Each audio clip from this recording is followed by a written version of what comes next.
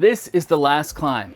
Today I'll show you what happened to 5 young women with no high altitude experience who were sold the cheapest expedition on Everest an outfitter could put together. They had the savings, the training they were told was enough, and 2 real climbing Sherpas hired to keep them safe. But what that arrangement put them underneath on the world's highest mountain is one of the most horrifying things you will ever hear.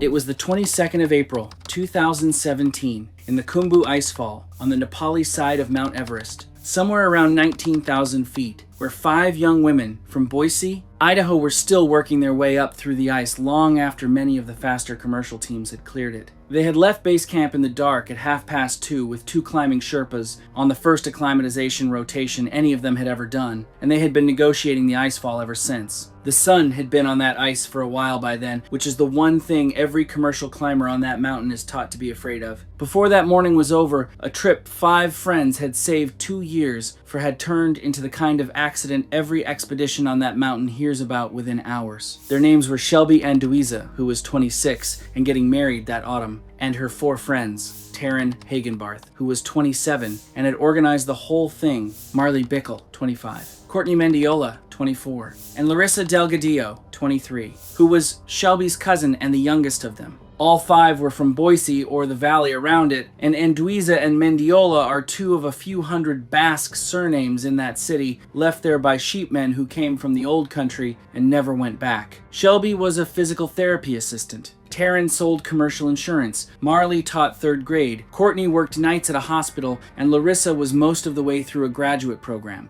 They were fit and organized and had done hard trips together, Idaho backcountry in tents, a spreadsheet for a rafting weekend. What none of them had was a single day of experience above 20,000 feet. None had ever relied on fixed lines in a high-altitude environment, and none had spent a night at altitude on a glacier. Between them, there was one guided walk up an African volcano and a great deal of enthusiasm. The money is the part people struggle with. An Everest permit alone ran just over $10,000 a head that season before anybody bought a plane ticket, and the cheapest full expedition still cost more than most cars. They saved for 2 years. 2 of them took loans, and Shelby's parents put in what they had set aside for the wedding. A good deal of those 2 years was still public afterward, and family members, journalists, and later investigators pieced much of it together from what the 5 of them had posted. Among it was a photograph of 5 of them around a kitchen island with a laptop open and a bottle of wine, which was the night the deposits went down. The group chat had a name that was a joke about the bride and a mountain, and it sat in the corner of a screenshot somebody posted, which is how anybody knows it. There were training posts going back the better part of 2 years, all 5 on snowy trails above Boise with weighted packs, a gym photograph of a stair machine screen, a pack sitting on a bathroom scale. There was a post about the loans, half joking, which reads very differently now, and another counting down the weeks in single figures. And under one of the earlier posts, somebody had asked plainly whether 5 people with no big mountain experience could really do this. The reply said that they had Sherpas and a permit and had been training for 2 years. Every word of that was true, and none of it was the answer to the question. At the time, the system let operators put clients with little proven high altitude experience on Everest if the paperwork and the payment were in order. And I need you to understand that before we go any further.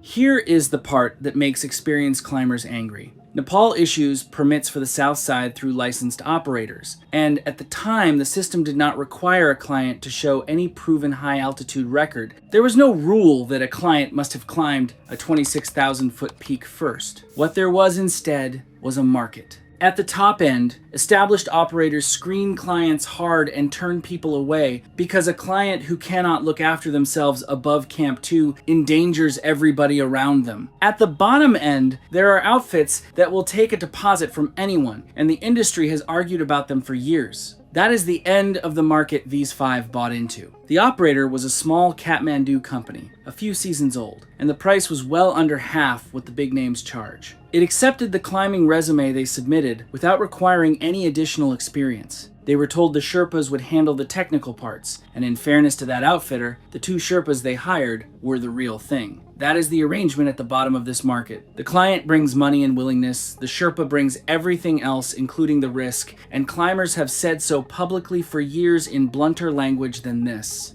Kilimanjaro is one of the most dangerous lines a person can put on a form like that, and I say it as somebody who has watched that single entry convince people that already understood altitude. The trip out is easy to follow because they photographed all of it. There were pictures from Kathmandu in the first week of April, the 5 of them at an operator's office with paperwork spread on a desk, racks of used oxygen cylinders in a shop in Thamel, and the whole group at the airport with duffels stacked on a trolley. There was a shot of the flight into Lukla, wing over green hills, which is the shot everybody takes on that flight. There were photographs from the walk-in, a suspension bridge with prayer flags knotted along the cables, a train of pack animals in a village lane, a bakery sign in Namche, and then there were the first ones from base camp in the middle of the month. Tents in rows on the moraine, the mess tent with a heater going, somebody's boots drying on a rock, and the icefall rising behind all of it like something poured and then frozen while it moved. There was a picture of the 5 of them holding mugs with the route behind them, and the photograph gives no indication they understood how exposed that section of it was. Ladders lashed across a crevice and crampons are the thing I've never seen anybody be ready for, and I want you to picture the 5 of them meeting that for the first time in their lives. Shelby had summited Kilimanjaro 2 years earlier, and in the paperwork and the group's own posts, that fact did a great deal of work. The reason it means so little is a matter of hours. Even on the longer Kilimanjaro routes, you spend only a short time at the highest elevations before descending, and a body that has not adapted gets away with it because it is never up there long. Everest asks the opposite. An expedition on the south side runs close to 2 months, and almost none of it is the summit. It is rotations, up to Camp 1 and back, up to Camp 2 and back, onto the Lhotse face and back, week after week. So the body gradually adapts to thin air over repeated rotations well enough to survive one day at the top. Between those rotations is the illness that fills the valley clinics every season. The headaches and vomiting of acute mountain sickness, and the 2 that kill, fluid in the lungs and swelling in the brain. Almost everybody gets the dry hacking cough that climbers call the Khumbu cough. All of that is normal. What is not normal is doing your first ever rotation on the most dangerous half mile of the most famous mountain on Earth. The Khumbu Icefall is the reason people who know Everest talk about the mountain in a lowered voice. It is the bottom section of the route, a frozen river, the width of the valley that moves several feet a day, and it has to be crossed to get anywhere at all. Every spring, a team of Nepali specialists known as the Icefall Doctors builds a route through it with fixed rope and aluminium ladders, and they rebuild that route all season because the ice keeps shifting underneath it. Climbers cross it several times over an expedition. There are ladders laid flat across crevasses and ladders standing upright against ice walls and towers of ice called seracs over the whole thing, some the size of buildings. What matters more is the clock. Ice is most stable when it is cold, so teams leave base camp between 2 and 4 in the morning and aim to be out the top of the icefall and into Camp 1 before the sun gets to work on it. On that mountain, being in the icefall late in the morning is the single easiest way to be in the wrong place. The icefall has taken more people on that side of Everest than any other section of the route, and the worst of it came out of the ice above rather than from anything anybody did wrong underneath it. Base camp on Everest has better internet than a lot of small towns now. Prepaid Everest link cards get sold up and down the valley, and the camp runs on them, and the connection comes and goes with the weather and how many hundred people are on it at once. That is how most of the last of it got out. There was a post from the 18th of April with the whole group in front of the tents, all 5 in the down suits the outfitter provided, and the caption said, "Rotation started in a few days, and they were finally getting on the mountain." There was a photograph of a puja, the ceremony every team on that mountain holds before anybody sets foot on the ice, with juniper smoke and rice and prayer flags going up, and all 5 of them are in it. There was a short clip of the camp at night, generators going, the ice cracking out in the dark, and a voice off camera saying it does that all the time and you get used to it. And there were 2 from the 19th of a ladder practice on the low ice above camp, which is where every commercial team takes new clients before a rotation. In one of them, somebody is halfway across a horizontal ladder with both arms out, and a Sherpa crouched at the far end of it. The ice under that practice ladder is flat and waist deep, and there is a cook tent nearby, which is worth knowing because it is the entire extent of the ladder experience any of the 5 ever had. How many of us have finished something we should have quit just because we had already paid for it or invested time into it? And I ask that because it is the closest this story has to a villain. Their lead Sherpa was a climbing Sherpa named Nima Tsering from from the village of Fortsey down the valley from base camp. Forts is where more of the men who work high on that mountain come from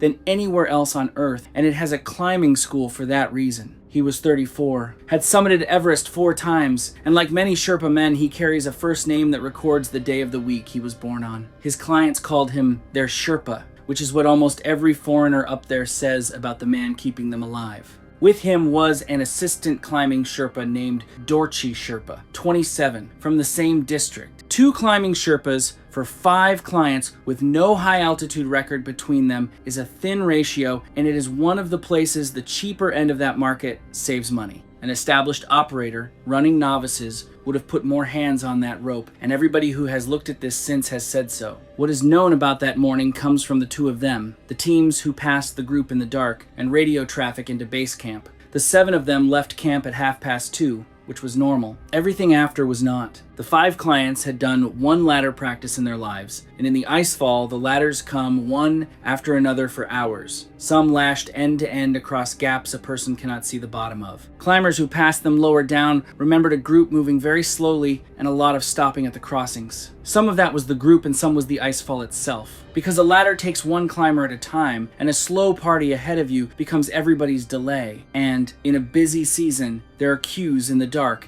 at the worst crossings. 2 other teams passed them, and one of those teams later said their own Sherpas had made a comment about the hour. By around 6:15, the group was still in the middle section of the icefall, at a point many experienced teams had already cleared before sunrise, and Nima Tsering called base camp on the radio. What was said on that call is known from the operator's base camp log. Nima reported the group was slow and asked whether to turn them around. The answer he was given was that the decision was his. He kept them going up. He later said he judged it faster to get them out the top than to turn 5 exhausted novices back down through everything they had already crossed, and that judgment is one experienced climbers still argue about. There is a real case for it. Coming down tired is its own hazard. The ladders are worse descending for people who have never done either, and he said continuing up looked shorter than reversing through the ladder systems behind them. There is also the case everybody makes afterward, that the safest ground that morning was any ground with nothing standing over it. Money makes people finish things they should walk away from, and I have never seen that written anywhere near the price list of a mountain like this one. What came off the devices that were eventually recovered added a little more, and not much. There were photographs from the small hours of the 22nd, frost and a line of people on the moraine, and a few frames from inside the icefall in the dark, all shapes and glare and nothing readable. There was a photograph of a line of headlamps and one of a ladder lit from below, taken looking down, and that one is the only frame in the whole set that shows what the ground under them actually was. Sits a little before 8 in the morning. Nothing on any of those devices shows what came down, and nothing on them shows the ice above the route, because in the icefall, nobody is looking up. No footage of the collapse appears to exist from any source, which is typical of anything that happens inside that ice. Nima dug himself out of that ice with his bare hands and went straight back into it. And I've thought about that longer than any other part of this story. These Sherpas honestly deserve all the respect in the world. It came down between 7:30 and 8 in the morning. What released was a serac off the west shoulder of Everest, above a section the icefall doctors later identified as one of the more exposed parts of that season's route, and the same broad area where the mountain had done this before. Nima was out in front, about 50 feet ahead of the first client and across the far side of a crossing, and he was caught at the edge of it and buried to the chest. He said he heard it before he saw anything, and that he had time to get his arms up and no time for anything else. The 5 clients and the assistant Sherpa were behind him and lower, in line, on the ground. It went over. When Nima got himself out, which took minutes, and did severe damage to both hands, the route he had been standing on was gone. Dorchi was on the surface further back and alive, with a broken shoulder and a head injury. Teams below heard it and saw the powder cloud come down through the towers, and radio calls went into base camp within a minute or 2 from 3 directions. Nobody on that mountain saw the middle of it. In the icefall, you are inside a maze, and can see the 50 feet in front of your boots, and what the teams below could give investigators was the time, the sound, and which section the cloud came out of. The response was as fast as anything gets on Everest, which is not not the same as fast. The icefall doctors and Sherpas from 4 other teams were in that section within the hour, because in the Khumbu, the people already on the mountain are the rescue. They dug where the route had been and where the debris ran out, in ice blocks the size of cars, on ground that could release again and that shifted repeatedly while they worked. A helicopter got a long line into the upper icefall later that morning once conditions allowed it, and Dorchi was lifted out. Nima came down to base camp on foot with 2 Sherpas either side of him and hands he could not close. The digging went on that day, the next, and in reduced form for a week, until the icefall doctors ruled the ground unsafe to work. Some of what the mountain took there it never gave back, which is true of much of Everest and the part families are least prepared for. Ice on that mountain does not care what time you set your alarm for, and I say that knowing full well the whole thing still came down to what time they set it. Here is the honest accounting of how any of this is known, because it matters more than the story does. Nima Tsering was closest and lived, and he is the source for the shape of it, and his account was taken at base camp, and again in Kathmandu after his hands were treated. The assistant Sherpa gave a second account once he was well enough. Climbers from the teams who passed the group in the dark gave times and positions. The operator's base camp log and the radio traffic fixed the departure, the slow progress, the call at 6:15, and the answer given to it. The icefall doctors gave the state of the route, where it had been rebuilt that week, and what stood above it. The helicopter crew gave what they could see from the air. The devices gave photographs and timestamps up to mid-morning, and the metadata tied the group's progress to the times other teams reported. Everything past that is a reconstruction, and that word deserves saying plainly rather than dressing up. Reconstruction means the checkable pieces got laid side by side until they made a shape, and then it stopped. What it does not give is an order. Nobody can say which of the 5 was where in the line when it came over them, and no report tried. Nobody knows how long any of it lasted. Nobody knows whether any one of the 5 saw it coming, and Nima was asked and said only that he did not think there was time. Nobody knows what was said on that rope in the last minutes, because Nima was ahead and buried, and the only other person who might have heard it was under the same ice. What the evidence gives is a departure time, a slow crossing, a radio call, and an hour. Anybody who tells this story with the rest filled in has invented it. And inventing it on a family is a worse thing than most people stop to think about. Shelby Anduiza, Taryn Hagenbarth, Marley Bickle, Courtney Mendiola, and Larissa Delgadillo all died in the Khumbu icefall on the morning of the 22nd of April in a Serik collapse on the first acclimatization rotation of their lives. Post-mortem examinations in Kathmandu on those recovered attributed the deaths to fatal traumatic injuries consistent with a Serik collapse. The district authorities recorded the deaths as accidental. Nima Tsering was treated for severe hand injuries, a combination of crush trauma and frostbite, and lost parts of 4 fingers to partial amputation after several operations over the following month. Dorchi was months getting back to work. Investigators estimated the group had been well behind the faster teams and among the last still inside the icefall that morning. The scene suggested, and the icefall doctors said afterward, that nothing about the route had failed and nothing about the ladders or the fixed line had given way. The ice above simply let go, the way it has before on that exact ground, onto the one party still underneath it. There was no equipment failure and no recklessness of the sort that makes a story easy to file away. There were 5 women who had paid to join an expedition on a mountain that asks a great deal more than money, and who were slow on the ladders because it was the first time any of them had seen one. Nima was asked whether he believed they could have been through in time. He said that with the experience they had on that route on that morning, he did not think so. Operators at that end of the market are still selling Everest to people with no record on any big mountain, and I do not know what to do with that beyond putting it in front of you. The findings recorded 5 accidental deaths in an ice collapse in the Khumbu icefall. No criminal negligence was found and no charges were brought because nothing the outfitter did was against any rule in force that season. Selling a place on an Everest permit to a client with no high altitude record was legal that season. What followed was the cycle that follows every bad spring on that mountain. There were calls from inside the industry for minimum experience rules, made after other seasons and made since. There was renewed argument about moving the route, or letting helicopters ferry clients over it, an argument that has never gone away. According to family members, the travel insurance eventually paid out on 3 of the 5. The commercial operator continued offering Everest expeditions. Nima Tsering never went back onto Everest. People close to him later said he turned down work every spring after that. And in the few interviews he gave, he said very little about that morning. Beyond that, he still hears it. One thing runs through all of it, from the loans to 2 years of stair machines to a ladder practice the day before, and it is that nobody in this story broke a single rule. I have thought a long time about how to tell this without turning 5 women into a joke about bachelorette parties, because the setup practically writes the joke for you, and it would be wrong. What killed them was not vanity, and it was not stupidity. They were sold a thing that is not supposed to be for sale,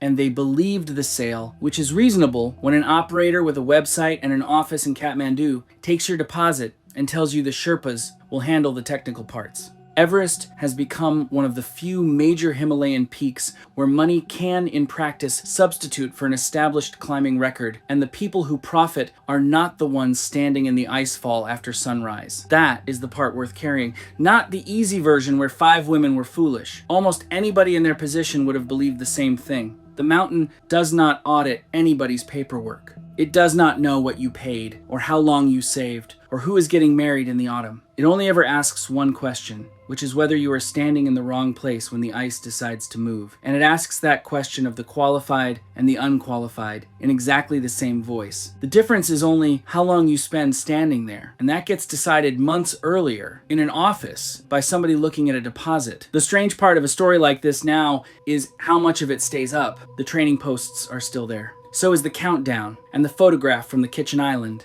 and the one of the 5 of them with mugs and the route behind them. Under the post from the 18th of April, the last one any of them made, the comments went on arriving for weeks after there was nobody left to read them, and they are still sitting there underneath it. Nothing was ever deleted. Somewhere in that account is a public record of 2 years of stair machines and weighted packs and saving made by 5 people who had every reason to believe they were doing this properly. Something about that puja photograph stays with me. 5 people in brand new down suits with the smoke going up and the ice fall right behind them in the frame, and every one of them smiling. I do not tell this story to look down on 5 people who cannot answer, because there is nothing in that worth having, and because the warning in it belongs to anybody who has ever been sold something that flattered them. The icefall doctors go back in every April and build the route again. The ladders go up, the Serics stand over them, and hundreds of climbers cross that ground every season and come out the top in the cold and the dark